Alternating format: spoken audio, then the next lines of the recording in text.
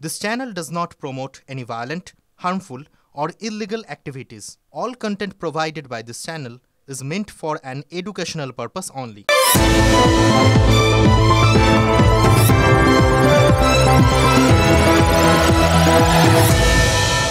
আপনাদের শুধু একটা কাজ করতে হবে, একটা না দুটো। এক, ওই ট্যাক্সির জায়গায় শুধু একটু বড় গাড়ি, মানে ধরুন বাস টাসের মতো কোনো জিনিস আর কি, গাড়ি, তার কথা আপনাদের ভাবতে হবে। আর দুই, মনে করতে হবে ওই বাসে যারা সওয়ার তারা কেউ আম আদমি নন, আমি আপনি নই, তারা একদম খাস আদমি, মানে রাজনীতির লোক, রাজনীতিক। বাকি কাজটা আমি করে দিচ্ছি আপনাদের হয়ে। আপনারা সুন্দর বুঝতে পারবেন কেন এই ভাবনাটা আপনাদের ভাবতে বলছি। আর ওই হিন্দি সিনেমার ওই দৃশ্যের সঙ্গে বাস্তবের মিলটা কোথায়, কতটা মিল, সবটাই বলে দেবো, কোনো চিন্তা নেই।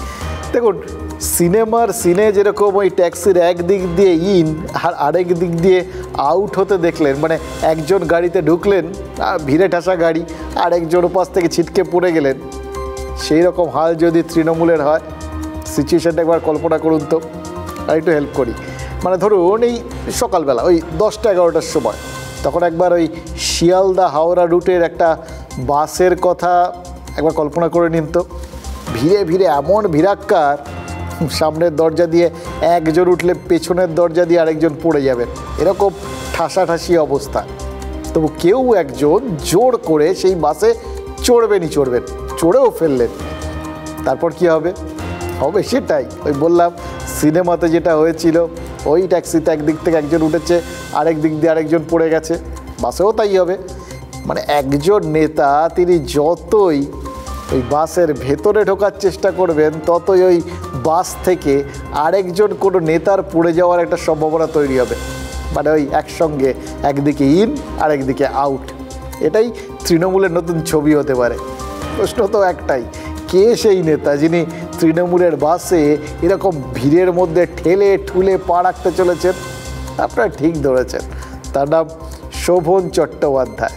এবার শোভন চট্টোপাধ্যায় প্রাক্তন মেয়র, তিনি নাকি আবার তৃণমূলে ফিরতে শুরু করে দিয়েছেন, মানে চাইছেন শুধু না, প্রায় ফিরতে শুরু করে দিয়েছেন। মানে অনেক দিন ধরেই আমরা যা দেখলাম তাতে তিনি মেন্টালি তৃণমূলের সঙ্গেই আছেন বা ছিলেন, এবার ফিজিক্যালি তিনি ফিরতে চলেছেন। দিনক্ষণও নাকি একদম চূড়ান্ত পাঁজি পুঁথি দেখে দেখা গেছে যে সামনের 21শে জুলাই ভালো দিন, তৃণমূলের শহীদ সমাবেশ, ধর্মতলায় সভা হবে। আর সেই সভায় নাকি তিনি কোথাও গিয়ে সেখানেই আর কি ওই শুভ কাজটা সেরে ফেলবেন আর কি। এবার সেই সভা আয়োজনের ভার তো ওই সুব্রত বক্সির মতো প্রবীণ নেতার হাতে সঁপে দিয়েছেন তৃণমূল নেত্রী মমতা বন্দ্যোপাধ্যায়ের নির্দেশ পেয়ে প্রবীণরা নাকি একদম কোমর কষে নেমে পড়েছেন ওই সমাবেশটাকে সফল করতে, সমাবেশের যাতে কোনো আয়োজনের ত্রুটি না থাকে। মানে মাঝখানে তো একটু কয়েক বছরের গ্যাপ ছিল, ওই সময় অভিষেক বন্দ্যোপাধ্যায়ের ক্যাপ্টেন্সিতে তৃণমূলের নবীন শিবির এই শহীদ সমাবেশের ব্যবস্থাপনার দায়িত্বে ছিল। এবার একদম উলটপুরাণ, নবীন নয়, প্রবীণরাই নাকি এই সমাবেশের অর্গানাইজার। এবার প্রবীণদের আয়োজন করা সেই সভাতেই নাকি আরেক প্রবীণের, মানে শোভনের প্রত্যাবর্তন হতে চলেছে। 21শে জুলাইয়ের মঞ্চেই নাকি ঘরের ছেলে ঘরে ফিরছে। 21শে জুলাই হলে আমরা যারা পুরনো দিনের লোক, তাদের মন কাঁদবে না? এটা হয় ন্যাচারালি। 21শে জুলাই যাওয়ার পরিস্থিতি একটা নিশ্চয়ই চলে যাবো। পুরনো দিনের লোক তো, তাই 21শে জুলাইয়ের জন্য মন কাঁদছে। সেদিন ওখানে কি পরিস্থিতিটা তৈরি হবে ভাবতে পারছেন? ভাবলেই কীরকম লাগছে জানেন তো, রোমাঞ্চ লাগছে। হঠাৎ রাস্তায় আপিস অঞ্চলে হারিয়ে যাওয়া মুখ, তার মানে চমকে দিয়ে বলে উঠবে, বন্ধু কি খবর বল, কতদিন দেখা হয়নি। অনেক দিন পর আবার চেনা মুখ, বন্ধু কি খবর, মুহূর্ত বলুক। ধর্মতলা তো অফিস পাড়ার কাছাকাছি, এক্সটেন্ডেড অফিস পাড়া বলতে পারেন।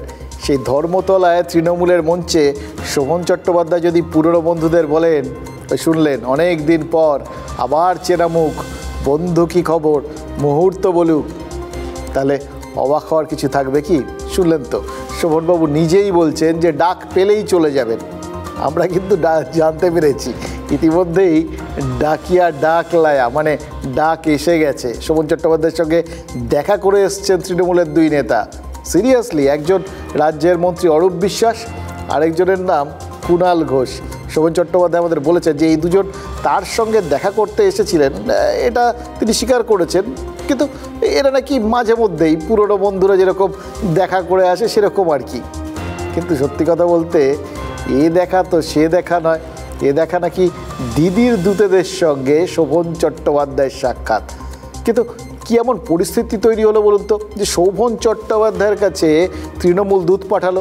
কেন? এরকম তো এখন ভিড়ে ঠাসা অবস্থা, সেই ভিড়ে ঠাসা বাসে তাকে কেন তুলতে চাইলেন দিদি? আমি কিছু সম্ভাব্য কারণ বলে আপনাদের একটু হেল্প করতে পারি।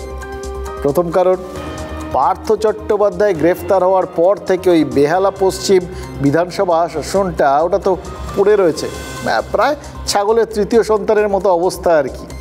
বিধায়ক জেলে, বিধায়কের যে কাজকর্মগুলো থাকে সেগুলোও পেন্ডিং পড়ে আছে। চারপাশে তৃণমূল বিভিন্ন জায়গায় জিতছে, সবাই নাচছেন, বেহালার পশ্চিমের মানুষজন তারা গালে হাত দিয়ে বসে আছেন।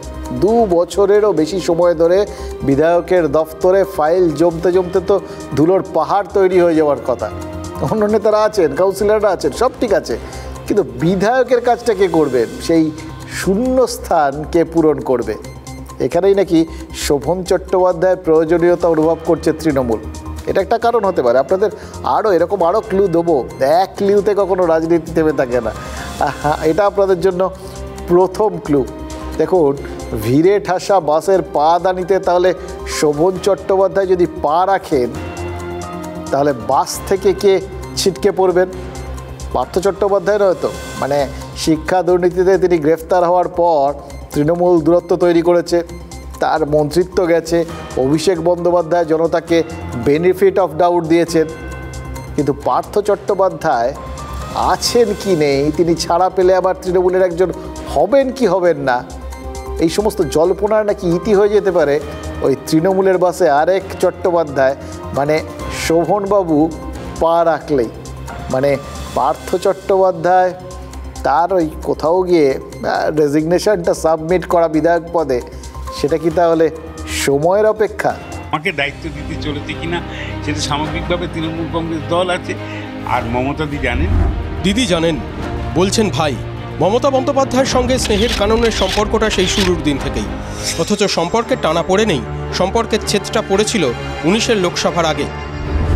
দীর্ঘ ছেদের পর ফের একবার কামব্যাকের সম্ভাবনা কাননের। বিজেপির সঙ্গে সব সম্পর্ক শেষ করেছেন শোভন চট্টোপাধ্যায়। তৃণমূলের নেতাদের সঙ্গে যোগাযোগ বাড়ছে বলে খবর। পার্থ চট্টোপাধ্যায়ের সঙ্গে সব সম্পর্ক শেষের দিকে তৃণমূল। লোকসভা রেজাল্টের পর অভিজ্ঞ শোভনের প্রয়োজনীয়তা তৃণমূল অনুভব করছে বলে জানা যাচ্ছে।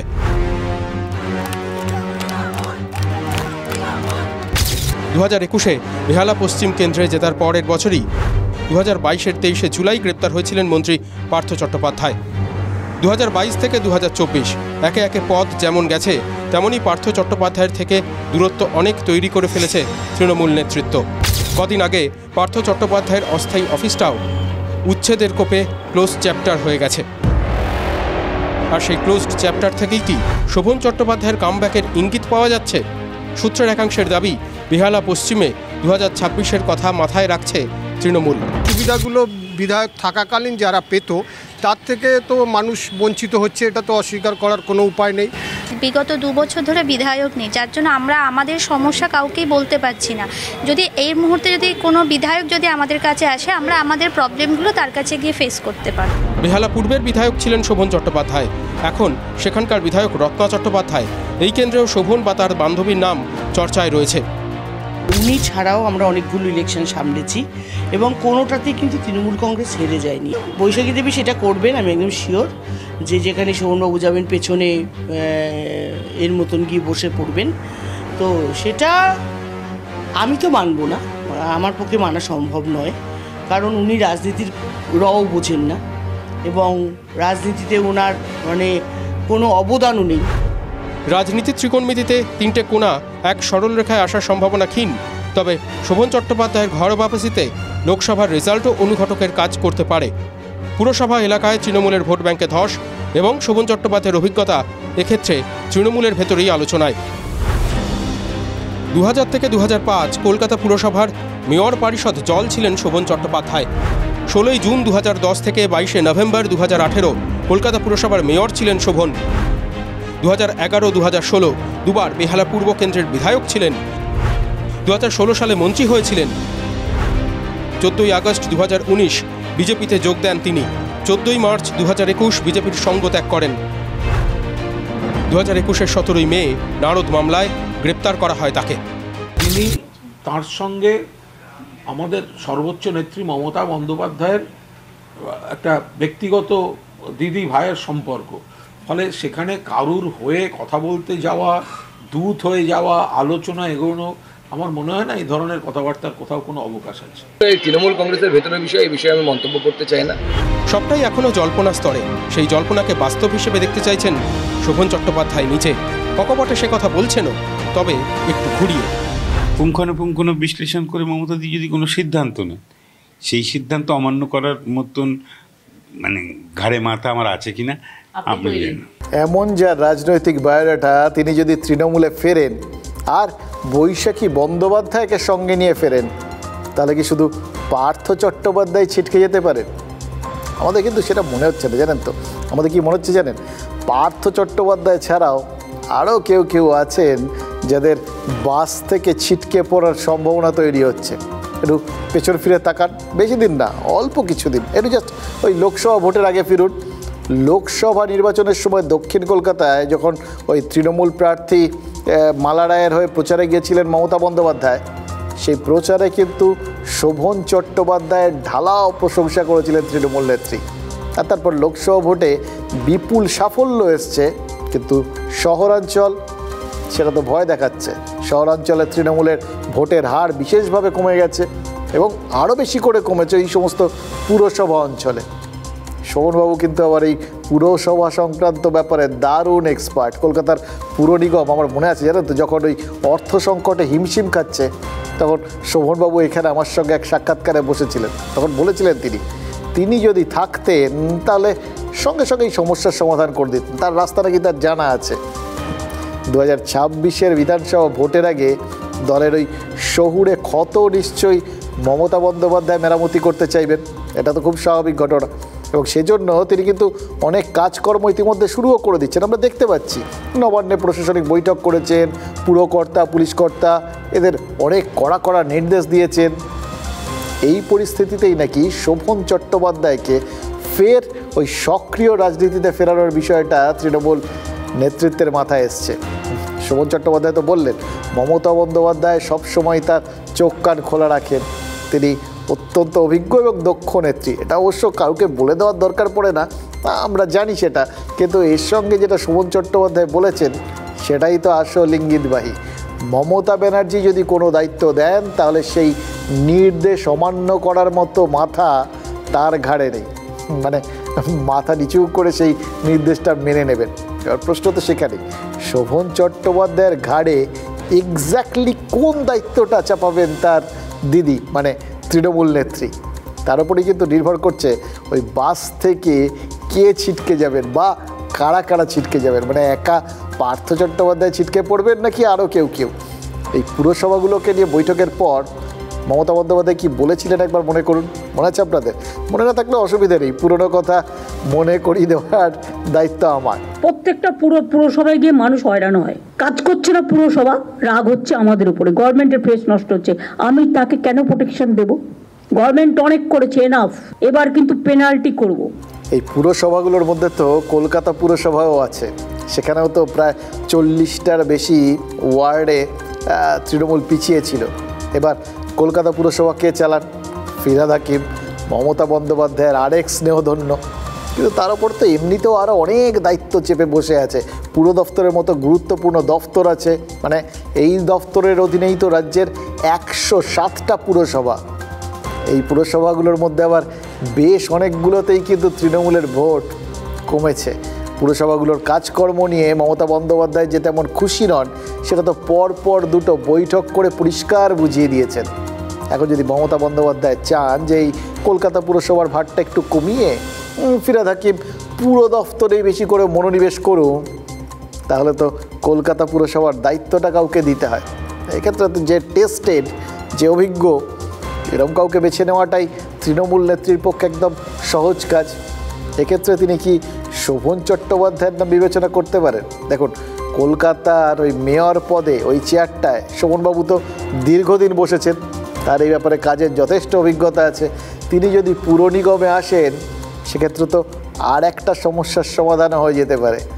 শোভনবাবু এখন তো আর শুধু আগের দিন অন্যরকম ছিল, এখনকার দিন একদম অন্যরকম। শোভনবাবু এখন আর শুধু নিজের কথা ভাবেন না, প্রিয় বান্ধবী বৈশাখী ব্যানার্জির জন্য যোগ্য সম্মান প্রত্যাশা করেন। আচ্ছা, পার্থ চট্টোপাধ্যায়ের জায়গায় বেহালা থেকে কি তার নামটা ভাবতে পারে তৃণমূল? আরেকটা জিনিস খেয়াল করুন, দেখুন শোভন চট্টোপাধ্যায় আর ফিরহাদ হাকিম দুজনেই মমতা বন্দ্যোপাধ্যায়ের অত্যন্ত ঘনিষ্ঠ। সক্রিয় রাজনীতিতে না থাকলেও ভাই ফোটায় কিন্তু শোভন চট্টোপাধ্যায় যেরকম ওই মুখ্যমন্ত্রী কালীঘাটের বাড়িতে যাবেন, তেমনই ইদানিং প্রায় সব ক্ষেত্রে মুখ্যমন্ত্রীর ছায়াসঙ্গী হয়ে থাকতে দেখা যায় ফিরহাদ হাকিমকে। কিন্তু দুজনেই মমতা বন্দ্যোপাধ্যায়ের ঘনিষ্ঠ হলেও দুজনের মধ্যে সম্পর্কটা কি অতটাই ভালো? বরং দুজনের মধ্যে সম্পর্কটা নাকি আমরা যত যা শুনেছি এটা ওই আমেরিকা রাশিয়ার মতো, জানেন তো, বেশ একটা ঠান্ডা ঠান্ডা ব্যাপার। আচ্ছা, শোভনবাবু তৃণমূলে সক্রিয়ভাবে যদি ফেরেন তাহলে তো সেটা মমতা বন্দ্যোপাধ্যায়ের প্রশ্রয়েই ঢুকবেন, তার অনুমোদন ছাড়া তো হবে না। শুনলেন তো যেটা বললেন শোভনবাবু, যে মমতা বন্দ্যোপাধ্যায় সমস্ত কিছু বিচার বিবেচনা করে যে সিদ্ধান্ত নেবেন তিনি মাথা নিচু করে নেবেন, তার ঘাড়ে এরকম কোনো মাথা নেই যে সে কথা শুনবেন না। ফলে মমতা বন্দ্যোপাধ্যায়ের ঘনিষ্ঠ বৃত্তের মধ্যে একই কক্ষপথে এই দুজন যদি জায়গা পান, শোভন এবং হাকিম, তাহলে ধাক্কাধাক্কির কোনো সম্ভাবনা তৈরি হয়ে যাবে না তো? দেখুন, কলকাতার মেয়র পদে সত্যিই রদবদলের কোনো সম্ভাবনা আছে কিনা, আদৌ সেটা হবে কিনা, এগুলো এখনও কোনোটাই পরিষ্কার না। এরকম কোনো কথাও খুব বেশি শোনা যাচ্ছে না, এগুলো সবই রাজনৈতিক অঙ্ক। কিন্তু ধরুন যদি সেই রদবদলের সম্ভাবনাটা এতটুকু থাকলেও থেকে থাকে আর কি, তাহলে তার আফটার এফেক্ট কি হতে পারে, তার ফল, এরকম অনেকগুলো প্রশ্ন, অনেকগুলো জল্পনা কিন্তু উঠে আসবে, জানেন তো। ফলে মাথায় রাখবেন, শোভন চট্টোপাধ্যায় সত্যিই যদি ইন হন, ওই বললাম আরও অনেকের আউট হওয়ার চান্সটা থেকেই যাচ্ছে বলে মনে হচ্ছে। এটা নিয়ে আমি কোনো পার্সোনাল কেউ কার বাড়ি যেতেই পারে, এটা নিয়ে আমি কি বলবো, এটার কাছে আমার কোনো ইনফরমেশন নেই, আমি কি করে বলবো, আমার কোনো ইনফরমেশন নেই, আমার কোনো উৎসাহ নেই। ফিরহাদ হাকিমের প্রতিক্রিয়াই বুঝিয়ে দিচ্ছে যে শোভন চট্টোপাধ্যায়ের গল্পে অনেকগুলো টুইস্ট আছে। তার ফেরাটা তো শুধু ফেরা নয়, এ ফেরা সে ফেরা নয়, তার সঙ্গে অনেকগুলো রাজনৈতিক আর ব্যক্তিগত ইকুয়েশন ওলট পালট হয়ে যাওয়ার সম্ভাবনাটাও রয়েছে। রাজনৈতিক জায়গাটা এতক্ষণ ছিলাম, এবার একটু ওই ব্যক্তিগত ইকুয়েশনটায় আসি, ব্যক্তিগত সমীকরণ। দেখুন, শোভন চট্টোপাধ্যায়ের সাথে বেহালা পূর্বের তৃণমূল বিধায়ক রত্না চট্টোপাধ্যায়ের কী সম্পর্ক, সেই সম্পর্কের বর্তমান স্ট্যাটাস কী, এটা আপনারা সবাই জানেন, আমি সেটার মধ্যে ঢুকছি না। আমি বলছি সেই সমস্ত বিতর্ক, ব্যক্তিগত টানাপোড়েন, এগুলো কি শোভন চট্টোপাধ্যায়ের এই ফেরার পথটাকে মসৃণ থাকতে দেবে, নাকি খানিকটা হলেও কাঁটা বেছাবে? বিশেষ করে তিনি যদি ওই বৈশাখী বন্দ্যোপাধ্যায়কে সঙ্গে করে এই ভিড়ে ঠাসা বাসে ওঠার কথা ভাবে। বলেছিলেন যে রত্না চট্টোপাধ্যায়ের সঙ্গে আমরা এক মঞ্চ শেয়ার করব না, তো সেই ক্ষেত্রে ওনারা আসেননি। এখন যদি মনে হয় যে রত্না চট্টোপাধ্যায়ের সঙ্গে এক মঞ্চ শেয়ার করা যায়, তাহলে আসবেন, এক মঞ্চ শেয়ার করবেন। রাজনীতি আমি ছাড়ছি না, উনি ছাড়াও আমরা অনেকগুলো ইলেকশন সামলেছি এবং কোনোটাতেই কিন্তু তৃণমূল কংগ্রেস হেরে যায়নি। যেগুলো উনি আমার সম্পর্কে বলছেন সেগুলো ওনার অ্যাপ্রিহেনশন হোক বা কিসের থেকে উনি কথা বলছেন আমি জানি না, কিন্তু আমি এটুকু বুঝতে পারছি যে শোভন চট্টোপাধ্যায় রাজনীতিতে এলে উনি ওনার প্রাসঙ্গিকতা হারাতে পারেন, এরকম কোনো ইনসিকিউরিটির থেকে উনি শোভন চট্টোপাধ্যায় বা আমাকে নিয়ে যা যা বলছেন সেটা আমার কানে ঢুকলো এবং অন্য কান দিয়ে আমি বার করে দিলাম। বুদ্ধিমানের জন্য ইঙ্গিতই যথেষ্ট, কি বলেন? তার মানে শোভন বৈশাখীকে তৃণমূল তার কক্ষপথে স্থাপন করলে এক নয় একাধিক জায়গায় ধাক্কাধাক্কির সম্ভাবনা আছে ভিড়ের মধ্যে। তার মানে ওই বললাম ছিটকে যাওয়ার সংখ্যাটা ক্রমশ কিন্তু বাড়ছে, মানে ধাক্কাধাক্কি হলে কিছু না কিছু তো ছেটকাবে। এবার কে ছেটকাবে না আমি জানি না। এবার এতটা শোনার পর আবার আপনারা সেই প্রশ্নটা করে বসতে পারেন। আপনাদের এটা জানেন, আমি জানি, এটা আপনাদের মনে এইগুলোই সব হয়, জানেন তো, ওই 7 কাণ্ড রামায়ণের পর। যে ধরুন এইটা ভাবতেই পারেন যে 21-এ 213, 24-এ 29, তারপরেও তৃণমূলের শোভনকে কেন দরকার পড়ছে। আবার মনে করাই, শোভনবাবু তৃণমূলের প্রবীণ গোষ্ঠী মানে মমতা ব্রিগেডের প্রতিনিধি ছিলেন, থাকবেন, যদি আসেন ওই মমতা ব্রিগেডের প্রতিনিধি হিসেবেই আসবেন। এবার স্বয়ং মমতা বন্দ্যোপাধ্যায় যদি নিজের চারপাশে ওল্ড গার্ড মানে পুরনো সেনানীদের সবাইকে দাঁড় করিয়ে দিয়ে নিরাপদ বোধ করেন, অন্য আর কারোর ওপর ভরসা করতে না পারেন, তাহলে কারোর কিছু বলার আছে নাকি? আরেকটা কথা ভাবুন, আমরা তো শুধু এই ব্যাপারটা একটু অন্য দিক থেকে আপনাদের ভাবতে বাধ্য করাচ্ছি। এবার এই টুইস্টগুলো খেয়াল রাখবেন। দেখুন, এতক্ষণ কী ভাবনা চিন্তা করছিলেন, গোটা ব্যাপারটা আমরাও ভাবাচ্ছিলাম, আপনারাও ভাবছিলেন এটা তৃণমূলের বাস। এবার একটু সাম্যবাদী হয়ে যান, মানে একটু স্পেকট্রামটা বড় করুন। ধরুন বাসটা তৃণমূলের একার নয়, বরং বাসটা রাজনীতির বাস, বাংলার রাজনীতির বাস। যেমন বাংলার রাজনীতিতে দলগুলোর মধ্যে সব দলের নেতারাই এর মধ্যেই আছেন আর কি। সিপিআইএম আছে, বিজেপি আছে, কংগ্রেস আছে, তৃণমূল আছে, যত নেতারা আছেন সবাই ওই বাসটার যাত্রী, সবাই তো রাজনীতিক, তাদের নিয়ে এটা হবে। এবার এতগুলো দলের নেতা যদি সেই বাসে থাকেন তাহলে ভিড়টাও নিঃসন্দেহে আরও বেশি হবে। কি মজার ব্যাপার জানেন তো, কিছু কিছু জিনিসটা কাকতালীয় হয়ে যায়। মানে ধরুন হিসেব মতো কি, এই ভিড়ে ঠাসা বাসে একজন উঠলে আরেকজন বেরোবেন, এরকম ছিটকানোর সম্ভাবনা তো দেখতে পাচ্ছিলাম। এতক্ষণ তৃণমূলের বাসে কি হতে পারে সেটা দেখলাম। রাজনৈতিক বাসের ক্ষেত্রেও না ওই বললাম কাকতালীয়, কিন্তু সেরকম একটা সম্ভাবনা দেখতে পাচ্ছি। মানে এপাশ থেকে শোভন বৈশাখীর ওঠার সম্ভাবনা তৈরি হয়েছে, কিন্তু বলেছে বাংলার রাজনীতির ওই বাস থেকে আরেকজন ছিটকে যেতে পারে। তিনি আবার তৃণমূলের লোক নন। তিনি কে? তিনি সেই মানুষটা যাকে দিয়ে কোনো কাজ করানো হচ্ছে না, কোনো দায়িত্ব দেওয়া হচ্ছে না, কাজ নেই কোনো। একথা তো দিলীপ ঘোষ নিজের মুখেই বলেছেন, নিজেই বলেছেন যে আর মাস 2 অপেক্ষা করবেন, বিজেপি যদি তার দিকে ফিরে না তাকায় তাহলে তিনি ঠিক করে নেবেন ছাড়বার কথা। এবার কী ছাড়বেন, দল ছাড়বেন না রাজনীতি ছাড়বেন, সে ব্যাপারে হয়তো রাজনীতি ছাড়ার ইঙ্গিতই তিনি করছেন। কি করবেন তখন? আরএসএসে ফিরে যাবেন? এই সমস্ত প্রশ্নগুলোর কোনো সরাসরি উত্তর দেননি রাজ্য বিজেপির প্রাক্তন সভাপতি, কিন্তু মনে হচ্ছে তিনি রাজ্য বিজেপিতে এতটাই খন্টেসা যে রাজনীতির বাস থেকে হয়তো নেমেই যেতে চাইছেন। এবার নেমে রাস্তায় নামার পর কোন রাস্তায় হাঁটবেন সেটা বলা শক্ত।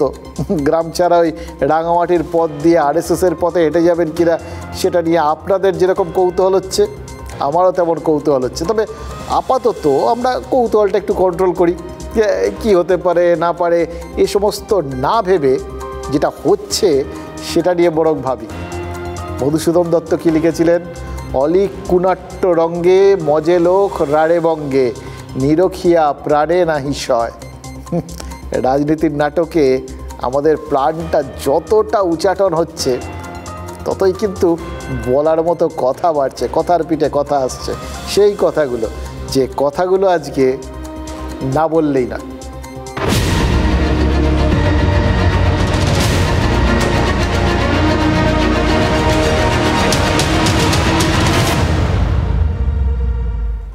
'86 সালে না বাংলা একটা গান দারুণ জনপ্রিয় হয়েছিল। পরে জ্যোতিরিন্দ্রনাথ ঠাকুর তার স্বরলিপি লেখেন। গানটা হচ্ছে তুমি কোন কাননের ফুল, কোন গগনের তারা। গানের এই লাইনটাই শোভন চট্টোপাধ্যায়ের জীবনে কিন্তু জীবন্ত জিজ্ঞাসা হয়ে গেছিলো। এরকমভাবে কারোর জীবনের সাথে যে গান মিলে যেতে পারে বিশ্বাস করুন ভাবা যায় না। পদ্ম না ঘাস ফুল, রাজনীতির কানন কোন কাননের ফুল, এই প্রশ্নে সবাই কিন্তু বিলকুল বোল্ড হয়ে গেছিলেন একটা সময়। শোভন চট্টোপাধ্যায়ের ডাকনাম যে কানন এটা তো আপনারা জানেন। ফলে পুরো জিনিসটা একদম পারফেক্টলি ম্যাচ করে গেছিল। এবার ধরুন 21শে জুলাইয়ের মঞ্চে শোভন ঘাসফুল হয়ে ফুটলেন আলটিমেটলি। আর শোভন যেটা ফুল করবেন, অর্থাৎ যে শূন্যস্থানটা পূরণ করলে করার জন্য তো তাকে কোথাও গিয়ে একটা মানে ঢুকতে গেলে তো একটা শূন্যস্থান তৈরি হতে হবে। সেইটা তার জন্য সেই শূন্যস্থানটা তৈরি করবেন কে? 21শে জুলাই পর্যন্ত চায়ের দোকানে দোকানে আলোচনা চলছে, আমি বুঝতে পারছি চলবে। আমরা শুধু একটা উত্তর দিয়ে দিচ্ছি, ঘাস ফুলের যে বাগানটা রাজ্য জুড়ে রয়েছে তাতে সবাই মালিক, বাগানের পরিচর্যা করাই তাদের কাজ। বাগানের মালিককে একজন, মমতা বন্দ্যোপাধ্যায়। এবার তিনি কোন গাছ পুঁতবেন আর কোন আগাছাটা বাদ দেবেন সেটা একান্তই তার সিদ্ধান্ত। তবে এখন যেটা কি বুঝছি, আপনি যদি একটু খেয়াল করে মমতা বন্দ্যোপাধ্যায় দিয়ে তাকান তাহলে বুঝতে পারবেন তিনি এই মুহূর্তে আগাছা সাফাইয়ের মুডে রয়েছেন। আর এই বর্ষাকালে না দেখবেন এত বৃষ্টি সৃষ্টি হয়, প্রচুর আগাছা জন্মে যায়, নিয়মিত বাগান পরিচর্যা করতে হয়, আগাছা সাফাই করতে হয়। মমতা বন্দ্যোপাধ্যায় সেইটা করছেন। দেখুন চারপাশে রাজ্য জুড়ে বুলডোজার চলছে, তৃণমূল নেতাদের বেআইনি রিসর্ট কিচ্ছু রেহাই পাচ্ছে না। মানে স্বয়ং তৃণমূল নেতাদের বাড়ি ঘর, ক্লাব, দখলদারি সব কিছু, ঘনিষ্ঠ কম ঘনিষ্ঠ কেউ বাদ যাচ্ছেন না। এমনকি পুলিশ কমিশনারও নাকি ছাড় পাচ্ছিলেন না, তার বকাঠকা খেতে হয়েছে। এই খবরটা অবশ্য আমাদের দিয়েছেন ফিরহাদ হাকিম, আমরা নিজেরা শুনিনি। উনি বলেছেন লেক অ্যাভিনিউয়ের আবাসনে এই ডাকাতের হামলার যে খবরটা, আপনাদের খবরটা শুনেছিলাম, গত কয়েকদিন ধরে শুনছিলাম। এবার সেই খবরটা পেয়েই কিন্তু মেজাজ হারান মুখ্যমন্ত্রী, কারণ এত কিছু হচ্ছিল, এটাই বাকি ছিল খোদ কলকাতায় এরকম একটা অভিজাত আবাসনে, সেখানে এই রকম একটা সময় যখন এই শহরাঞ্চলে তৃণমূলের ভোট কমছে, তখন ডাকাতিও হয়ে গেল। রেগে মেগে নাকি তিনি পুলিশ কমিশনারকে ফোন করে ধমক দিয়েছিলেন। মুখ্যমন্ত্রী জিজ্ঞেস করেছিলেন যে কেন ভিন রাজ্যের ডাকাতরা পশ্চিমবঙ্গে এসে অপরাধ করে অবাধে চলে যাচ্ছে, কেন তাদের পুলিশ রুখতে পারছে না, পুলিশের নেটওয়ার্ক কি কাজ করছে না। মানে এই কথাগুলো যখন পুলিশ কমিশনারকে গুছিয়ে শুনিয়ে দিয়েছেন মুখ্যমন্ত্রী, তখন অদ্ভুতভাবে মনে হচ্ছিল উনি কি থট ট্রেডিং জানেন। আমি দাঁড়িয়ে ছিলাম, মুখ্যমন্ত্রীর ঘরে ছিলাম। মুখ্যমন্ত্রী অত্যন্ত ক্ষুব্ধ, খুব কড়া ভাষায় পুলিশ কমিশনারকে এবং রাজ্যের পুলিশকে বলেছেন where this arms is coming from। আমি কি নিজে গিয়ে আর্মস খুঁজবো? তোমাদের নেটওয়ার্ক কেন নেই, বর্ডারগুলোর মধ্যে দিয়ে কেন আসছে? আর অদ্ভুত একটা জিনিস, যারা গুলি চালাচ্ছে, যারা ডাকাতি করছে, সব ক্রস বর্ডার। একটাও কিন্তু বাংলার ছেলে ডাকাতি করছে না, বাংলার ছেলে গুলি চালাচ্ছে না, এখানকার রেসিডেন্স চালাচ্ছে না। যে ডাকাতি করছে হয় বিহার থেকে আসছে, না ঝাড়খণ্ড থেকে আসছে, না অন্য অন্য স্টেট থেকে আসছে। কেন? তাহলে সেই স্টেটের মানুষগুলো যারা যখন আসছে, পুলিশ কেন একটা চেকিং এর মধ্যে থাকবে? আপনি টালিগঞ্জ কেন ভাবছেন? আমরাও তো ফ্যামিলি নিয়ে থাকি। যদি কালকে আমাদের উপর একটা বিপদ আসে, সুতরাং এটা পুলিশকে দৃঢ়ভাবে করছে পুলিশ। আগের থেকে ক্রিমিনাল অ্যাক্টিভিটিস অনেক কম হয়েছে। আমি একটা অদ্ভুত জিনিস, আমাকে কোর্টে একজন লয়ার আমার বন্ধু, সে বলে যেভাবে এখন ক্রাইম বন্ধ হয়ে গেছে, ডাকাতি নেই, চুরি নেই, ইয়ে নেই, এটা আমাদের না খেয়ে মরতে হবে। ফিরহাদ হাকিম ঠিক কি বোঝাতে চাইলেন কিছু বুঝলেন? একদিকে তিনি মানে পুলিশকে কিভাবে মুখ্যমন্ত্রী তুলোধনা করেছেন সেটার বর্ণনা দিলেন। এমনকি মুখ্যমন্ত্রী এরকম অবস্থা যে চারপাশে এত গুলিগোলা চলছে দেখে তিনি নাকি এই কথা বলেছেন যে এরপর কি তাকে নেমে অস্ত্রগুলোকে সিজ করতে হবে। সত্যিই তো মুখ্যমন্ত্রী এই রাগের তো কারণ আছে। সে কবে তিনি বলেছিলেন ওই বন্দুক টন্দুক বোমা টোমা এগুলোকে সব সিজ করুন, এগুলোকে সব ধরুন। তারপর থেকেও কিছুই হচ্ছে না, যে যেখানে পারছে শ্যুট আউট করে যাচ্ছে। ওই শ্যুট আউটের লোখণ্ডওয়ালার দরকার নেই, বাংলার বিভিন্ন জায়গায় সারাদিন ধরে শ্যুট আউট অফ বেঙ্গল চলে যাচ্ছে, যখন তখন হচ্ছে। ন্যাচারালি এই প্রশ্নটা আসবেই, এরকম ইচ্ছে করলো হাতে বন্দুক লোকে পাচ্ছে কোত্থেকে, গুলিগুলো আসছে কোত্থেকে। এটা তো সরাসরি তিনি পুলিশের ওপর তাহলে চাপিয়েছেন। তিনি কতটা ক্ষিপ্ত ভাবুন, তাকে মনে হচ্ছে যে নিজেকে নামতে হবে এবার, তিনি বললেও কোনো কাজ হচ্ছে না। আর এর মাধ্যমে কি মেনে নেওয়া হলো, যেটা ফিরহাদ হাকিম বললেন যে ভিন রাজ্যের ডাকাতরা এসে ক্রাইম করে চলে যাচ্ছে। বাংলাটাকে কীরকমভাবে যে সবার একটা সুন্দর অভয়ারণ্য হয়ে গেছে, বাইরের লোকেদের, বাইরের গুন্ডাদের আর কি, বিভিন্ন রাজ্যের গুন্ডাদের এটা যে হ্যাপি হান্টিংয়ের জায়গা হয়ে গেছে। যার যখন মনে হচ্ছে একটু এসে প্রমোদ ভবনে এসে দু চারটে গুলিগোলা চালিয়ে কিছু আগেকার রাজা যেরকম ওই শিকার টিকার করতে যেত না, গেল, গিয়ে 4টা হরিণ মেরে এলো, প্রায় সেরকম। ভিন রাজ্য থেকে আসছে, 2-4টে লোককে গুলি করে দিয়ে চলে যাচ্ছে, প্রায় সেরকম পরিস্থিতি। শুনলেন তো ফিরহাদ হাকিম বললেন, মুখ্যমন্ত্রীও সেরকম বুঝিয়েছেন, এই জন্যই তিনি খেপে গেছেন পুলিশের উপর। রাগটা স্বাভাবিক, কার ভাল লাগবে মুখ্যমন্ত্রী নিজের রাজ্য সম্পর্কে এই বিষয়গুলো হলে। এবং এই ব্যাপারটা শুধু যে মুখ্যমন্ত্রীকে চিন্তায় রাখছে তা তো না, সব রাজনৈতিক নেতা। ফিরহাদ হাকিম নিজেও বললেন তিনি স্ত্রী সন্তান নিয়ে সংসার করেন, থাকেন, ফলে আইন শৃঙ্খলার অবনতি যদি হয় তারও বিপদ। মানে মানুষকে বোঝাতে চাইলেন কোনো ভিভিআইপি স্ট্যাটাস তিনি ভোগ করেন না। আবার এতগুলো কথা বলার পর সঙ্গে ভয়ের জায়গাটা বুঝিয়ে তিনি যেরকম সাধারণ মানুষের সঙ্গে নিজেকে মেশানোর চেষ্টা করলেন, তাতে কিন্তু এটাও প্রমাণিত হয়ে গেল সাধারণ মানুষ আজকাল খুব একটা নিরাপদ নয় আর কি। বাকিটা তো তিনি নিজেকে ওই সাধারণ মানুষ বলে দাবি করাটা, ওটা যে বিনয় করে বলেছেন এটা তো সবাই জানেন। তাহলে আলটিমেট বাকি জায়গাটা সত্যি, আমি আপনি আমাদের জীবনের দাম নেই, আমরা এই মুহূর্তে সবাই বিপদের মুখে রয়েছি। আমি বলছি না, মন্ত্রী বললেন, শুনলেন তো আপনারা। এই এতগুলো কাজের জন্য, এতগুলো গণ্ডগোলের জন্য দায়ীকে পুলিশ। শুনলেন তো ফিরহাদ হাকিম বলেছেন যে এটা সবকটাই মুখ্যমন্ত্রী পুলিশ কমিশনারকে বলেছেন। এবার এতগুলো কথা প্রকাশ্যে বলে দিয়ে হয়তো তার মনে হয়েছে যে এই সমস্ত বিষয়গুলো পুলিশকে একটু বেশি একটা খারাপ জায়গায় পৌঁছে দিল আর কি। ঘটনাচক্রে পুলিশ মন্ত্রী আবার মুখ্যমন্ত্রী, তাই তিনি পুলিশকে আবার একটা সার্টিফিকেটও দিয়েছেন আর কি, সুগার কোটেড কুইনাইনের মতো আর কি। এবার সুগার কোটিংটা দিয়েছেন যে কোর্টে তার আইনজীবী বন্ধুর রোজগার নাকি কমে গেছে, কারণ এখানে নাকি কোনো রকম অপরাধ হচ্ছে না।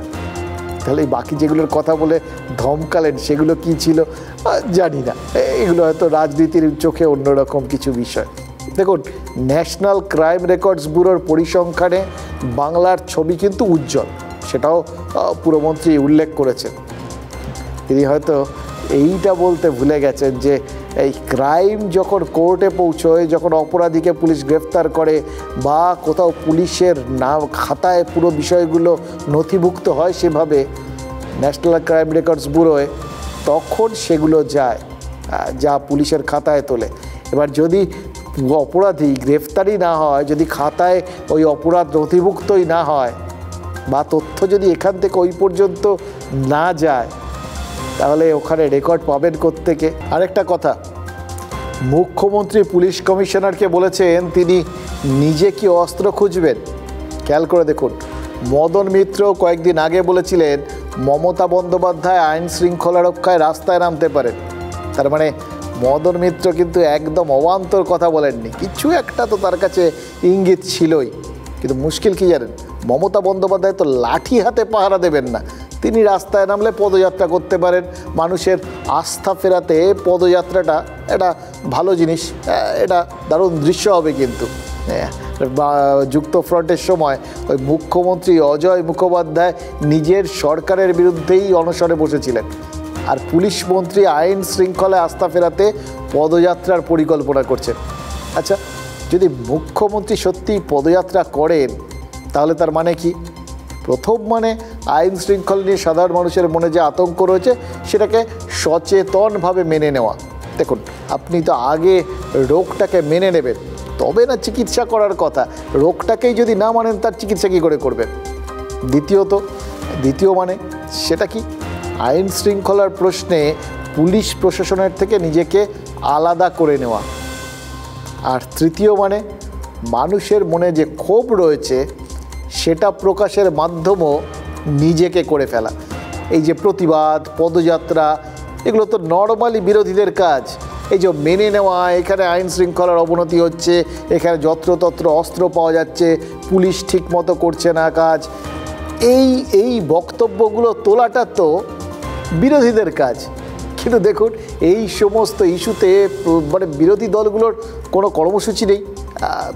নেতাদের জিজ্ঞেস করলে তারা বলবেন যে এটা আমরা করছি, কিন্তু কোথায় করছেন, কতটা সক্রিয়ভাবে করছেন সেটা খুঁজে পাবেন না। অথচ দেখুন, ফিরহাদ হাকিমের মাধ্যমে মমতা বন্দ্যোপাধ্যায় মানুষকে জানিয়ে দিচ্ছেন তিনি পুলিশ কমিশনারকে ধমক দিয়েছেন। ভিন রাজ্যে দুষ্কৃতি আর অস্ত্রের আমদানি নিয়ে মানুষের মনে যে প্রশ্ন রয়েছে সেই প্রশ্ন মমতা বন্দ্যোপাধ্যায় নিজেই করে দিচ্ছেন। এবার তিনি পথে নামলে তো প্রতিবাদের পথটাও বেদখল হয়ে গেল। তাহলে বিরোধীদের জন্য আর পড়ে রইল কি? আরও একটা কথা, বিরোধীদের কাজ প্রশ্ন করা, শাসক দলের কাজ জবাব দেওয়া। এখন শাসক দলের প্রধানই যদি বিরোধীদের মতো প্রশ্ন করেন, তাহলে উত্তরটা কে দেবেন বলুন তো? এটা কিন্তু আমাদের প্রশ্ন, আপনার আমার সাধারণ মানুষের কাছে এটাই সব থেকে বড় প্রশ্ন। আমার রাজ্য পুলিশ কি করছে, আমার তো সেটাই সব থেকে বড় প্রশ্ন। রাস্তায় রাস্তায় ন্যাশনাল হাইওয়ের উপরেও আমরা দেখতে পাই যে আপনি কলকাতা থেকে শিলিগুড়ি যাবেন, রাস্তার মাঝখানে ব্যারিকেড লাগিয়ে রাখা হয়েছে। তো এই ব্যারিকেডগুলো তো ন্যাশনাল হাইওয়েতে অন্য কোনো রাজ্যে আপনি দেখতে পাবেন না, শুধুমাত্র এই ভারতবর্ষের মধ্যে পশ্চিমবঙ্গে একমাত্র পাওয়া যায়। তো আপনার এই ব্যারিকেড লাগিয়ে পুলিশ করছেটা কি? শুধু কি তোলা ট্রাক থেকে 10 টাকা 20 টাকা 50 টাকা যেখান থেকে যেখানে পাচ্ছি, এইটা নেই কাজ। এই অপরাধীরা ঝাড়খণ্ড থেকে ঢুকে যাচ্ছে, বিহার থেকে ঢুকে যাচ্ছে, তো পশ্চিমবঙ্গে পুলিশ করছে কি? মমতা ব্যানার্জির পুলিশ করছে কি? আমাদের পশ্চিমবঙ্গের আইন শৃঙ্খলা ব্যবস্থার ত্রুটি, পশ্চিমবঙ্গে পুলিশের মধ্যে যে তৎপরতার অভাব, পশ্চিমবঙ্গ পুলিশের ইনফরমেশন তথ্য সংগ্রহের যে ক্যাপাসিটি তার অভাব। কারণ এই ঘটনা পরপর ঘটছে, উত্তর থেকে দক্ষিণ বিভিন্ন জায়গায় এই ডাকাতি, এই লুট, কোনো সোনার দোকান, কোনো ঘর বাড়ি চলছে। এটার মধ্যে দিয়ে স্পষ্ট হচ্ছে বাংলার যে আইন শৃঙ্খলার যে পরিকাঠামো সেটা আজ ক্ষতবিক্ষত হয়ে যাচ্ছে। দেখুন, কলকাতার পুলিশ কমিশনার তো ধমক খেয়েছেন, বিধাননগরের পুলিশ কমিশনারের কপালে ধমক ছাড়াও কিন্তু অনেক কিছু লেখা ছিল, যদি না ওই সিভিক ভলেন্টিয়ারটা থাকতেন। গতকাল চক পাচুরিয়া এলাকায় গন্ডার মোড়ে এক নাবালিকাকে খাবারের লোভ দেখিয়ে বাইকে তুলে পালানোর চেষ্টা করেছিল এক যুবক। কি অবস্থা পড়েছেন ভাবু! এইরকমভাবে মানে রাস্তার মধ্যে দাঁড়িয়ে এরকম কাণ্ড কারখানা কেউ করতে পারে আজকের দিনে কলকাতা শহরে? সেখানে ট্রাফিক গার্ডে কর্মরত সিভিক ভলেন্টিয়ার তাকে ধাওয়া করে, শেষে মাঝ রাস্তায় ধাওয়া টাওয়া খেয়ে ওই নাবালিকাকে ফেলে পালিয়ে যায় যুবকটা। সিসিটিভি ফুটেজ দেখে রাজারহাটের মোহাম্মদ মিলন মোল্লাকে চিহ্নিত করেছে পুলিশ, তাকে গ্রেফতারও করা হয়েছে। তার মানে ফিরহাদ হাকিম যে বললেন ভিন রাজ্যের অপরাধীরা এসে সব করছে, রাজ্যের কেউ জড়িত নয়, সেটা তো তাহলে ঠিক নয়। তিনি গোটা বিষয়টা যতই ভিন রাজ্যের ঘাড়ে চাপানোর চেষ্টা করুন, এ রাজ্যেও তো রয়েছে এই মোহাম্মদ মিলন মোল্লারাই তো রয়েছে, এরা তো এ রাজ্যেরই বাসিন্দা। এবার খেয়াল করে দেখুন, ওই নাবালিকাটা আপনার আমার যে কোনো বাড়ির সন্তান হতে পারে। এরকম যদি চলতে থাকে, সত্যিই কি মমতা বন্দ্যোপাধ্যায়কেই রাস্তায় নামতে হবে? আমরা কালকে স্নান করতে গেছিলাম, তারপরে একটা ছেলে এসে বললো যে আমি আম পারবো, তুই আমগুলোকে আমার ব্যাগে ঢুই, এই বলে আমাকে নিয়ে চলে গেল। কোথায় নিয়ে গেল? আমাকে নারকেল বাগানের দিকে নিয়ে চলে যাচ্ছিল। আমি তারপর অনেক চিৎকার করলাম, তারপর তারপরে একটু পরে আমাকে নামিয়ে দিল। নামিয়ে দিও নারকেল বাগানের দিকে। মোহাম্মদ মিলন মোল্লা কেন ওই নাবালিকাকে তুলে নিয়ে যাওয়ার চেষ্টা করছিল? আশা করি তাকে জেরা করে সেই কারণটা জানার চেষ্টা করবে পুলিশ।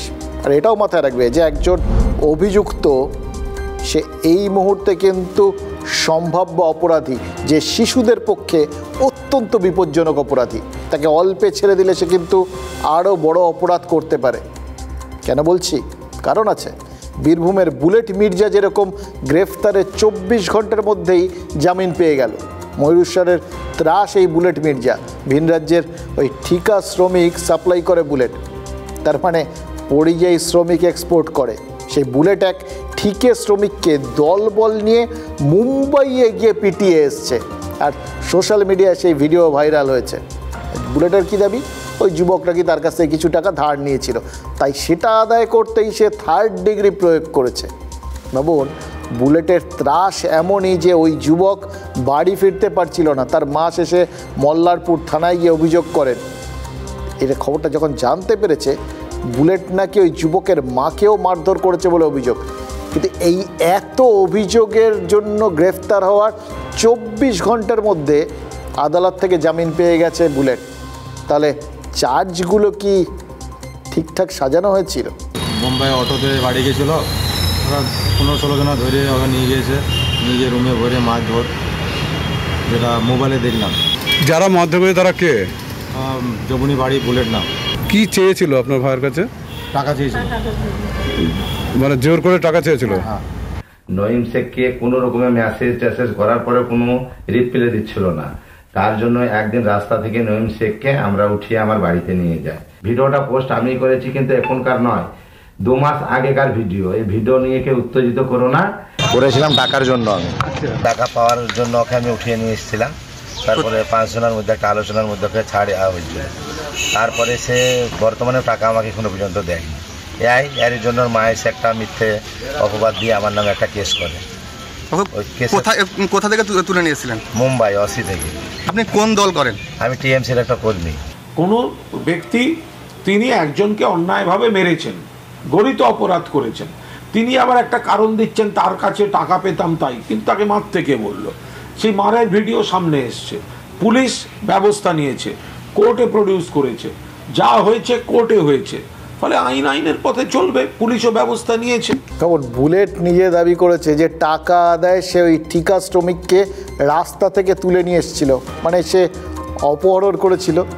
এবং ভারতীয় ন্যায় সংহিতা অনুযায়ী এখন অপহরণ কিন্তু বড় অপরাধ, 7 বছর পর্যন্ত জেল আর জরিমানা হতে পারে। মারধরের জন্য অন্য শাস্তিও রয়েছে। এবার সেই বুলেট 24 ঘন্টার মধ্যে জামিন পেল কি করে?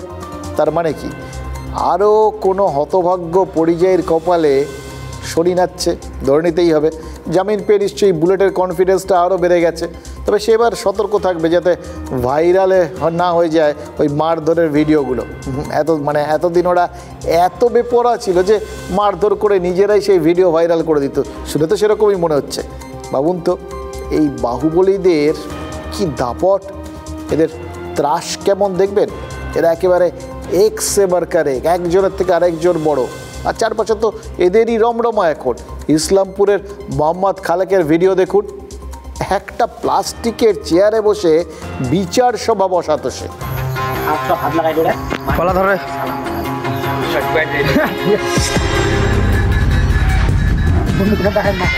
তোর মুখ কান নেই দেখবে।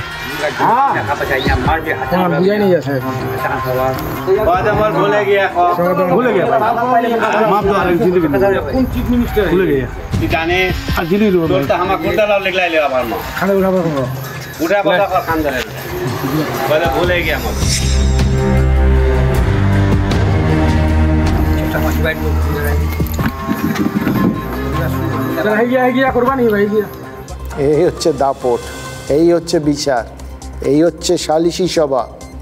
আর বিচারক খালেক। এবার এই খালেকের পরিচয় জানেন? ওই চোপড়ার বিধায়ক, কদিন আগে যিনি বিখ্যাত হয়ে গেছেন আর কি, সেই বিধায়ক হামিদুল রহমানের শাগরেদ হচ্ছে আব্দুল হক, তার ভাই এই আব্দুল খালেক। তার মানে বিধায়কের শাগরেতের ভাই হলেও মানুষের ওপর এরকম নির্যাতনের অধিকারটা মিলে যায়। ভিডিওর সামনে আসার পরে কিন্তু খালেককে গ্রেফতার করেছে পুলিশ। বললাম না, মুখ্যমন্ত্রী আগাছা সাফ করার চেষ্টা করছেন, হয়তো সেইগুলোরই ফসল এটা। ইসলামপুর থানা ওই রামগঞ্জ ফাঁড়িতে তার বিরুদ্ধে লিখিত অভিযোগ দায়ের করেছেন স্থানীয় বাসিন্দারা। তার মানে জেসিবি গ্যাংয়ের সদস্যদের পুলিশ একে একে তুলছে, সব একে একে তুলছে। মানে পুলিশ সব জানে, পুলিশ চাইলে পারে, তাহলে পুলিশ সব সময় করে না কেন? আচ্ছা, এটা একটা প্রশ্ন হলো। এই কথাটাও খোলসা করে বলতে হবে আপনাদের। মাতাল খালেক ওর ভাই লুটপাট সব ঢুলিগার বুথে বা ঢুলিগার অঞ্চলে, সুজালা অঞ্চলে সব কিছু খেয়ে নিয়েছে, মারা ডেঙ্গা রেপ আত্মীয় সব কিছু করেছে। এরকম কোনো জিনিস বাকি নাই যে ও করেনি। সুজালি অঞ্চলে এই যে খালেক নামের আমাদের যে মেম্বার আছে বর্তমানে, এত প্রচুর মানুষকে ঠকে খেয়েছে, কারো জমি কি করেছে, হ্যাঁ প্রায় কোটি কোটি টাকা সম্পত্তি করেছে সব মানুষের কাছ থেকে। 1 লাখ 2 লাখ 5 লাখ এরকম করে আমি ওর কাছ থেকে 3 লাখ টাকার মতো পাই। হ্যাঁ, তো এই দাবি করার জন্য সবাই আজকে এফআইআর করতে এসছে। আমার খালেকের ভাই প্রধান ওয়া হাটে যাক, তারপর খালেক ঢুলিগাদ একটা বেটি চুয়াক রেপ করে আনে এনে মারে দিলে, ঠিক আছে, বম বন্দুক 3টা ফাইটিং করেছে পুলিশের সামনে, পুলিশ কিছু করেনি। আমার এইটাই আমার দাবি, জেনে ওয়া পর্দাবার ভাই প্রধান খারিছে। মাতাল আমাকে বলছে ভাগবেন না, কিছু চাচ্ছেন এইখান থেকে ভাগে যান, নিত ভুইসটাও নিয়ে নিব। তারপরে ও জমিনটা দখল করে নিয়ে নিল আমার কাছ থেকে।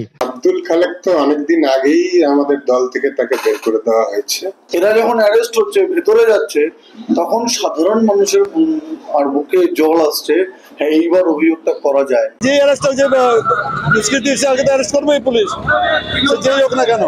খারাপ ঘটনা ঘটেছে, সামনে এসছে, পুলিশ অ্যাকশন নিয়েছে, মূল অভিযুক্তকে অ্যারেস্ট করেছে, তার সঙ্গী সাথীদের তল্লাশি চলছে, পাওয়া গেছে, তাদের একজনকেও অ্যারেস্ট করেছে, আরও কারোর বিরুদ্ধে অভিযোগ থাকলে পুলিশ খুঁজছে, নিগৃহীতাকে পুলিশ প্রোটেকশন দিয়েছে, পুলিশকে সোপাস করে তদন্ত চলছে। এর থেকে বেশি আর কি করবে? যা যা করণীয় সবই হচ্ছে। ঠিকই, যা যা করণীয় সবই হচ্ছে। এই খালেক নামা শুনলেন তো, এই খালেকের কীর্তি কাহিনী।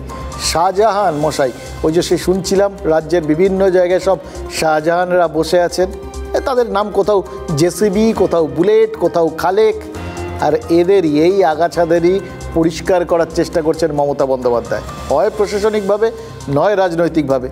কিন্তু কি মনে হচ্ছে জানেন, এই পর পর যা যা ঘটনা ঘটছে তার স্টেপ, ওই কুণাল ঘোষ স্টেপ নেওয়ার কথা বললেন, এ তো রক্তবীজের মতো বিষয় মশাই। একদিকে কাটছেন, আরেকদিকে তৈরি হচ্ছে, একজনের বিরুদ্ধে ব্যবস্থা নিতে না দিতেই আরেকজনের নাম উঠে আসছে, একটার পর একটা হচ্ছে। সামলানো যায়? তাহলে উপায় কি বলুন তো? আপনাদের আরুণীর কথা মনে আছে? গল্পটা বলি। মহর্ষি ধৌম্যের শীর্ষ ছিলেন আরুণী। আরুণীকে আল বাঁধতে বলেছিলেন তার গুরু, কিন্তু আল বাঁধতে গিয়ে আরুণী দেখেন যে ধান ক্ষেতের বাঁধ লিক করে জল ঢুকেই চলেছে, কোনোভাবে সেই বাঁধটাকে আটকাতে পারছেন না, আলের ওখানে ওই ফাটলটাকে বন্ধ করতে পারছেন না। সেটা যখন দেখলেন আর কোনো উপায় নেই, তখন আলটাকে গার্ড করে, আলের ওই ফুটোটাকে বন্ধ করে নিজেই শুয়ে পড়েছিলেন। সারা রাত্রির যখন ফেরেননি শিষ্য, শেষে ভোরবেলা গুরু দেখেন গিয়ে কোথায় কোথায় খোঁজ করছেন, গিয়ে দেখলেন সেই আলের মধ্যে শিষ্য শুয়ে আছেন। তিনি খুব প্রীত হয়েছিলেন। কিন্তু মুশকিল কি জানেন, আজকের দিনে এরকম আরুণী কি আছে? মানে মমতা বন্দ্যোপাধ্যায়েরও কি এরকমই একজন আরুণীর প্রয়োজন, যিনি এই যাবতীয় ছিদ্র নিজে শুয়ে পড়ে আটকে দেবেন? আমরা একজনকে পেয়েছি, যিনি সমস্ত ছিদ্র আমাদের চোখে আঙুল দিয়ে দেখিয়ে দিয়েছেন। তা তিনি আটকাননি, কিন্তু দেখিয়ে তো দিয়েছেন। এবার আটকানোর জন্য আরুণী প্রয়োজন, কিন্তু যিনি দেখিয়ে দিয়েছেন, হুইসেল ব্লোয়ার, তার কৃতিত্ব কি কম? তার নামটা ভুলে গেছেন? চেষ্টা করে দেখুন, জানেন, রঞ্জনশীল শর্মা, ওই শিলিগুড়ির কাউন্সিলর, সরকারি জমি দখল করে যিনি রিসর্ট বানিয়েছিলেন ওই গজলডোবায়, কয়েকদিন আগে যে রিসর্টটা জেলা প্রশাসন বুলডোজার দিয়ে ভেঙে দিয়েছে। রঞ্জনশীল শর্মা সেদিনই বলেছিলেন, সব নেতাই মাটি খায়, তাহলে দোষ শুধু তার হবে কেন? আজ কেন শুধু তার হবে, অন্যদের কেন হবে না, সেটাই পরিষ্কার করতে রঞ্জনশীল শর্মা TV9-এর সামনে মুখ খুলেছিলেন, জানিয়ে দিয়েছিলেন, একদম পরিষ্কার করে জানিয়ে দিয়েছেন তার মতো আর কারা কারা ওই গজলডোবায় সরকারি জমি দখল করে রেখেছেন। কেউ তাতে বিনোদন পার্ক বানিয়েছেন, কেউ রিসর্ট বানিয়েছেন। রঞ্জন চাইছেন জানেন তো, তার রিসর্টে যেরকম বুলডোজার চলেছে, তেমনি বাকি রিসর্টগুলোতেও চলুক। এবার ওই বললাম, তিনি ছিদ্রগুলো নির্দেশ করে দিয়েছেন, সেটা এখন ঢাকতে কোন আরুণীকে ব্যবহার করা হবে সেটা অবশ্য প্রশাসনই জানে। এনক্রোচমেন্ট হচ্ছে, যখন হচ্ছে সঙ্গে সঙ্গে কেন আমরা অ্যাকশন নিচ্ছি না? অ্যাকশন শুরু হয়ে গেছে। বিজ্ঞান বলছে প্রত্যেক অ্যাকশনেরই একটা অপোজিট রিয়াকশন থাকে, মানে ক্রিয়ার একটা বিপরীত প্রতিক্রিয়া। তৃণমূল কাউন্সিলর রঞ্জনশীল শর্মার দখল করা ভেড়িয়া রিসর্টে বুলডোজার চালিয়েছে প্রশাসন, সেটা যদি অ্যাকশন হয়, তার অপোজিট রিয়াকশন কি? সব নেতা জমি খায়, দোষ নাকি হয় শুধু রঞ্জনের? সম্ভবত এই ভাবনাতেই সৎ রঞ্জন বিপরীত প্রতিক্রিয়া দেখাচ্ছেন। তিনি আর এক তৃণমূল কাউন্সিলরের নাম বলে দিচ্ছেন। সরকারের ল্যান্ড সরকার নিয়ে নিয়েছে, যে কদিন ভোগ করা সে কদিন ভোগ করেছি, পয়সা দিয়ে ভোগ করেছি। প্রকল্প যখন হয় তখন আমার কাছে 4 বিঘা এবং আমাদের পাশের কাউন্সিলর দুলাল দত্তর কাছে 4 বিঘা জমি চেয়েছিল, আমরা দিয়েও দিয়েছি। আমার তো জায়গাই নেই। রঞ্জনদা কি কারণে আমার কথা বললো সেটা রঞ্জনদাই ভালো বলতে পারবে। রঞ্জনদার একারই তো 12 আর 8 কাটা 4 কাটা 12 থেকে 14 কাটা জমি আছে রঞ্জনদার। তো শুধু তৃণমূল কেন, অনেক দলেরই ওইখানে যারা বসবাস করে তারা কেউ না কেউ দলের সাথে যুক্ত, এবং প্রত্যেকটা বাড়ির কিন্তু ওইভাবে ওই পাট্টার দখল সত্ত্ব নিয়ে বাড়ি। পড়ল কথা হাটের মাঝে, যার কথা তার কানে বাজে। গজলডোবায় হরিণ লুট হয়েছে, আর হরিণ লুটে প্রমাদ গুনছেন একে একে অনেকে। এই যে বিনোদন পার্কটা দেখছেন, এটা প্রায় 3 কোটি টাকার সম্পত্তি। এই সম্পত্তিও নাকি তৃণমূলেরই এক নেতার। তিনি কে? 15 নম্বর ওয়ার্ডের তৃণমূল নেতা সুব্রত সাহার বিরাট এই রিসর্টটাও সরকারি জমিতে। তার এই রিসর্ট, এটা নাকি সরকারি জমিতে। একই সিস্টেম, কোনোটাই তাদের জমি না, কোনোটাই কারো জমি না। আপনাদের ক্ষেত্রে জমি নয়, এটা তো মানছেন? হ্যাঁ, এটা আমি তো মেনে আসছি যে আমাদের নামে নেই জমি। তাহলে কি এটা বৈধ হলো না? না, অবৈধই আছে। কাউন্সিলরদের অনেকের দাবি পাট্টা সত্ত্ব পেয়েছেন, অথচ সরকারি নিয়ম বলছে পাট্টা সত্ত্ব হস্তান্তরিত করা যায় না। তাহলে কার পাট্টা আর কেই বা হস্তান্তরিত করলো? বোরলি রিসর্ট অ্যান্ড রেস্তোরাঁ আর একটা সম্পত্তি। অভিযোগ, এই সম্পত্তির মালিক পরিমল বোস, শিলিগুড়ির মেয়র গৌতম দেবের নাকি প্রতিবেশী। জমিটা কার নামে রেকর্ডেড আছে এখন পর্যন্ত? গভর্নমেন্টের কাছে, গভর্নমেন্টের নামে আছে। তো আপাতত পুরো রেস্টুরেন্টটা তো দেয়নি তো ভূমি দপ্তর জানে ওদের কাছে কি পেপারটা, আমি সব দিয়েছি। তালিকা অনেক দীর্ঘ। সরকারি জমি, বিরাট বিরাট রিসর্ট তৈরি হয়ে গেছে, শুধু কেউ চোখে দেখতে পায়নি। দখল হওয়া জমি উদ্ধারের দায়িত্ব গজলডোবা উন্নয়ন পর্ষদের, অথচ খোদ পর্ষদের অফিসের জমিটাই নাকি বেদখল হয়ে গেছে। ছুটি জমি যেটা দখল, সেখানে আমরা স্পটে গেলাম, দেখলাম সত্যিকার দেখলাম বাউন্ডারি ওয়াল দেওয়া আছে। কারা দিল? বাউন্ডারি ওয়াল দেওয়া আছে, উপরে একটা টিনের ঘর আছে। কে বা কারা, আমরা লোকটা পেলাম না। আপনাদের এই ডেভেলপমেন্ট অথরিটির জমি, কে বা কারা আমরা যাইনি। এমন ভাব যেন মানে ভাজা মাছ উল্টে খেতে জানেন না। সবই এগুলো হয়েছে তৃণমূল নেত্রীর প্রশ্রয়ে। একেবারে হরিলুট ছাড়া কি বলবো, এটা দেখারও কেউ নাই। একেবারেই মদতে এবং তাদের আশীর্বাদে এগুলো ঘটনাগুলো ঘটছে। বড় চিন্তায় আছি বন্ধু রে। মানে এই গান গাওয়া ছাড়া আর কি উপায় আছে বলুন তো আমাদের? আমার ধারণা তৃণমূল নেতাদের নেতৃত্বেরও এছাড়া আর কোনো উপায় নেই। মমতা ব্যানার্জির যে মাথা গরম হয়ে যাচ্ছে, তিনি যে পাগল হয়ে যাচ্ছেন, কিভাবে এই সমস্ত চারপাশের ফুটো ফাটাগুলো বন্ধ করবেন, দোষ দেওয়া যায় তাকে বলুন তো? যা কাণ্ড কারখানা, মানে ধরুন চীনে ওই কোভিডের ভাইরাসটা বেরিয়েছিল, দ্রুত গোটা বিশ্বে ছড়িয়ে গেল। এটা তো উত্তরবঙ্গে, সেখান থেকে মালদায়, এবার মালদার থেকে যদি বাকি জায়গায় সেটা ছড়াতে শুরু করে, কি সুন্দর বুক ঠুকে সবাই বলছেন জানি তো এটা অবৈধ, জানি তো সরকারি জমি, ইচ্ছে হয়েছে নিয়ে নিয়েছি, প্রায় সেরকম ব্যাপার। ওই বললাম কোন দিন রাইটার্স নিয়ে নেবেন, কোন দিন নবান্ন চলে যাবে। আমার ধারণা এটাই সব থেকে বড় চিন্তার, জানেন তো? এদের কার কখনো মনে হবে নবান্নের রিসোর্ট খুলে বসবে? পারে এরা, সব পারে, সব জ্ঞান পাপির দল। দেখছেন তো, সবাই জানেন কি করেছেন না করেছেন। এবং এটা শুধু একদিকে না, আরও কত কি হয়েছে জানেন? আবার শোনাই আর একটা, এগুলো সব কি করব আমরা? একটু ওই রঞ্জনবাবুকে দেখে অনুপ্রাণিত হয়েছি আমরা, ঘটনাগুলো একটু তুলে ধরি, অন্তত মুখ্যমন্ত্রীর কাজটা সহজ হয়ে যাবে। নির্দিষ্ট জায়গায় অন্তত সার্জিক্যাল স্ট্রাইক যদি করতে চান তাহলে করতে পারবেন। দেখুন, মালদায় যে অভিযোগ পাওয়া যাচ্ছে সেটাও খতিয়ে দেখার চেষ্টা করছি আমরা, কারণ মালদার থেকেও বেশ কিছু অভিযোগ পেয়েছি। অভিযোগটা কি জানেন? মালদায় নাকি টাকা দিলে তফসিলি জাতির শংসাপত্র মানে সার্টিফিকেট পাওয়া যাচ্ছে। যারা এসসি নন তারা টাকা ফেললেই নাকি এসসি সার্টিফিকেট পেয়ে যাচ্ছেন। এবার এই অভিযোগটা যদি সত্যি হয়, ভবিষ্যতে কিন্তু রাজনৈতিক লড়াইয়ের নতুন মঞ্চ যেমন তৈরি হচ্ছে, তেমনি ফের আরেকবার আদালতে রাজ্যের মাথা হেট হওয়ার উপক্রম হচ্ছে। আমরা নিশ্চিত, হাজার হোক নিজেদের রাজ্য তো, তাই বারবার মাথা নিচু হচ্ছে দেখলেন না, খারাপ লাগে জানেন। এবার রাজ্যের মাথাটা যাতে উঁচু থাকে তাই আমরা একটু খোঁজখবর নিয়েছি মালদায়। জেলার প্রশাসনের কর্তারা কিন্তু বলছেন তাদের কাছেও অভিযোগ পৌঁছেছে এবং অভিযোগের সত্যতা তারা খতিয়ে দেখছেন। বাবাজির হাতে বেমানান উল্কি দেখে সন্দেহ হয়েছিল ফেলুদার, পর্দা ফাঁস হয়েছিল মছলি বাবার। কিন্তু যাদের দেখে বোঝার উপায় নেই, ধরার উপায় নেই, পরিচয় ভাড়াচ্ছেন কি না, তাদের ধরতে মগজাস্ত্রের ব্যবহার করবে কে? করবে মালদা জেলা প্রশাসন। মালদায় নাকি চেষ্টা করলেই পাওয়া যাচ্ছে জাল এসসি সার্টিফিকেট। ব্লক স্তরের কর্মীদের মদতের অভিযোগ মালদায় জাল সার্টিফিকেটের চক্র চলছে রমরমিয়ে।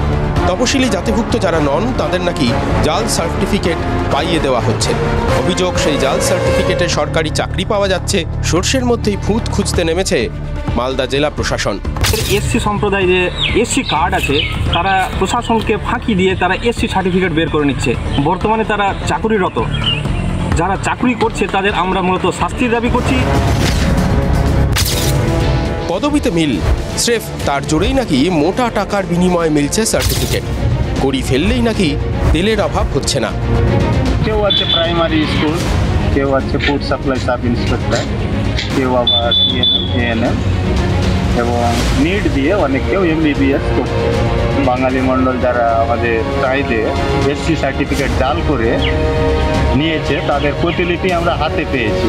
কিছু স্থানীয় দালাল চক্র কাজ করছে, তার সঙ্গে সঙ্গে স্থানীয় সাথে সাথে ব্লক জড়িত। ব্লক যদি সহায়তা না করে তাহলে কোনো মতে এই সার্টিফিকেট বের হতে পারে। তিলকে তাল করা হচ্ছে নাকি সত্যি জেলা প্রশাসনের নাকের ডগায় চলছে 2 নম্বরই? ঠিক আছে, অভিযোগ দেখে নেব। আপনার দপ্তরের বিডিও অফিসের কর্মীদের উপর অভিযোগ উঠছে স্যার। ঠিক আছে, সেটা আসলে দেখে নেব। ভিডিও বলছেন অভিযোগ খতিয়ে দেখার কথা। TV9 বাংলার প্রতিনিধি যোগাযোগ করেছিলেন মালদা সদরের এসডিওর সঙ্গে। এসডিও পঙ্কজ তামাং জানিয়েছেন অভিযোগ জমা পড়েছে, তদন্ত হচ্ছে। যাদের বিরুদ্ধে অভিযোগ তাদের নামধাম আছে TV9 বাংলার কাছে। কেউ রাজ্যের খাদ্য সরবরাহ দপ্তরের কর্মী, কেউ আবার প্রাথমিক শিক্ষক।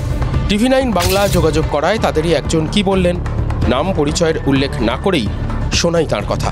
আপনার যে শিডিউল কাস্ট যে সার্টিফিকেটটা রয়েছে বা যেটা দিয়ে আপনি চাকরিটা পেয়েছেন যেই কোটা, না সেটা দিয়ে পাইনি। আমার সার্টিফিকেট আছে কিন্তু আমি সেটা দিয়ে পাইনি। এরকম ভাবে করতে গেলেন কেন আপনি? আমি সেটাই বলছি, মানে জাল সার্টিফিকেট একটা তুলে নিলেন দায়িত্বপ্রাপ্ত একজন মানুষ।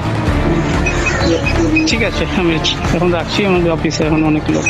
সাত তাড়াতাড়ি ফোন কেটে দেওয়ার কি হলো?